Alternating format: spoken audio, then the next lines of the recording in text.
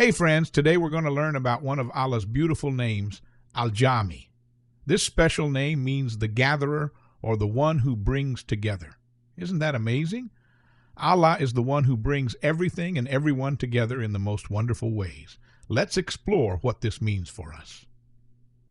Think about your favorite family gatherings. Maybe it's Eid celebrations, weekend dinners, or special occasions when all your cousins come over. Who brings everyone together? It's Allah, Al-Jaami. He puts love in our hearts, so we want to be with our families. He creates those special moments when everyone sits together, laughs together, and shares delicious food. Even when family members live far away, Allah finds ways to bring them back together because He is the gatherer.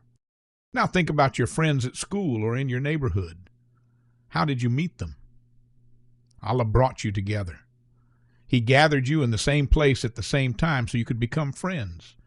When you play together, study together, or help each other, that's Al-Jaami's blessing.